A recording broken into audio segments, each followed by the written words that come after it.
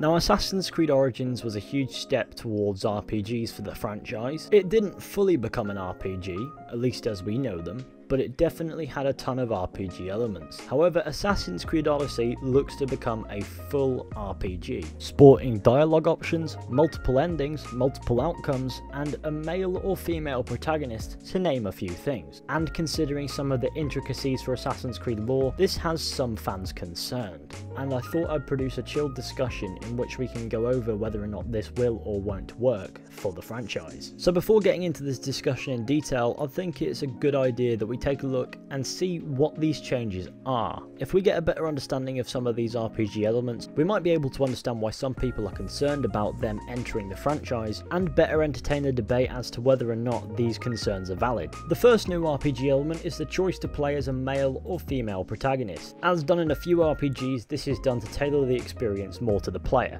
You prefer playing as a male? Choose a male. Prefer a female? Choose female. If you don't care, what does it matter? People are concerned about this because of how Assassin's Creed works. In every game, we are actually in the modern day, not the historical setting, reliving the memories with the use of the Animus or the Helix, depending on how shit the game is. It's a joke, you can put the fucking knife down. And so what you're doing in the Animus has a sway on the modern day story, which up until this point has been treated as something of a linear narrative. From the perspective of a concerned fan, that seems to be the story, the overall story, just going all over the place. And on the other hand, if the modern day isn't affected by what happens in the Animus, then what's the point in it? You can promise multiple outcomes for the ending, but if the modern day's the same, then the ending's still technically the same. And even if the modern day outcome is affected, there's so much transmedia that will be affected as well, because Assassin's Creed is a huge franchise now, whether we like it or not, and since it will be absurd to produce multiple variants to transmedia, we can assume that there'll only be one hard canon outcome regardless, and our choices won't matter in the grand scheme of things anyway, which means there'll be one path of things in the game that actually happened, right down to the choice of the protagonist's gender. Of course, unless this protagonist will never be mentioned ever again, besides for maybe a title they might obtain in the game. So the chances of there being one hard canon will more or less promise that this character will be a throwaway, one to play in this game and never see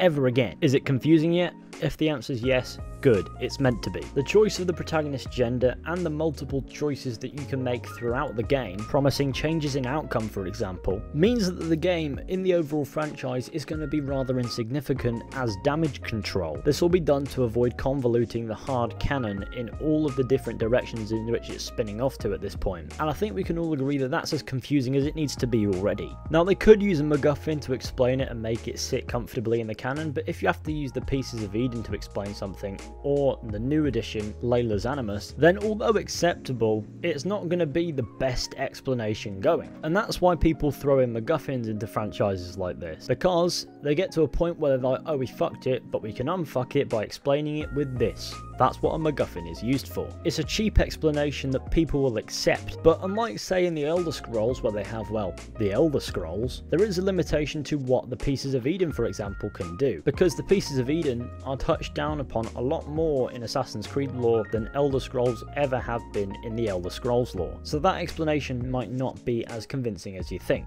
As for Layla's Animus, that might be an easier explanation, because we know from Origins, from all of those cryptic things that you could find across the map, that it can bend the reality within the Animus a little bit, alter the simulation in a few ways. And of course that'll probably be the simplest explanation for what's going on in Odyssey, and probably the one that they're going to go with. Let's be fair, if they limit all these RPG things to the Animus and what's happening within it, they can easily explain the choose your gender, the dialogue options, the multiple outcomes, all down to the altered simulation from Layla's Animus, which means that no matter what choices you make, the modern day will be the same for everybody, which means that making these choices will ultimately be pointless, unless you find yourself invested in the protagonist's story within the Animus. So fingers crossed for that one, but obviously the direct effect of what's going on within the Animus is going to be hard to control unless the modern day is the same linear narrative for everybody regardless of what people's choices are. It would be a different story if Assassin's Creed wasn't so poured into comic books and things these days, which for the record I've never cared about, and I always knew that they would somehow negatively affect the franchise in the long run, to be honest with you. This is one example of how, or should I say potential example, because no direct damage has been done yet, but why don't we get on to how it could work? And by it I mean all of these RPG elements. How could they all work I know I touched down a little bit on how it could work with the MacGuffin of Layla's animus being established in Origins, but I feel as if this needs more elaboration. No matter what outcomes you have in the protagonist's story within the animus, there will be one pivotal moment, at least, that will be the very same throughout. And that pivotal moment might be different in how it's presented,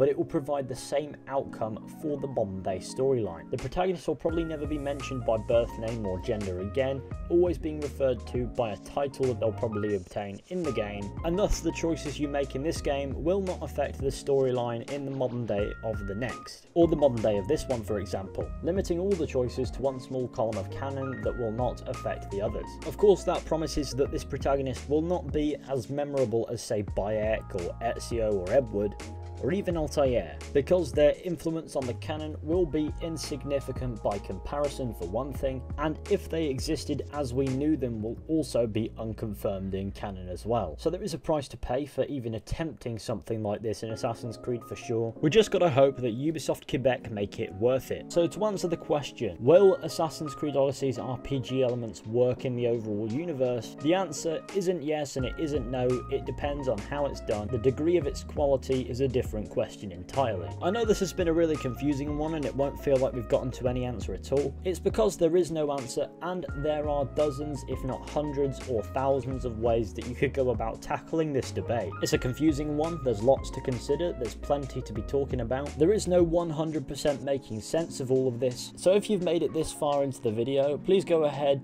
and go down to the comment section and let me know exactly what you think about all this. Don't worry if it sounds confusing, there's no way to declutter this one I'm afraid, and there are plenty of ways to get to an answer if you can find one at all. But yes, do get involved, it'll be interesting to see what you all think. And before we wrap up, I'd like to talk about how the poll on the last discussion video about Assassin's Creed Odyssey being or not being a proper Assassin's Creed game got over 25,000 votes, in which 16% of people believed that Odyssey is a proper Assassin's Creed game, 21% believed it was not, and 55% believed it depended on how you looked at it, and 9% didn't know. I feel as if this debate in particular would be much harder by poll, but use the comment section to let me know what you think. But anyway guys, thank you all for watching. I do hope that you enjoyed or got some form of enlightenment, and I'm sorry if you were confused, because believe me, I don't think anybody isn't. Be sure to go ahead, leave a like, subscribe, share with your friends. Let me know what you think down in the comment section again. I know I've said that several times, but please do.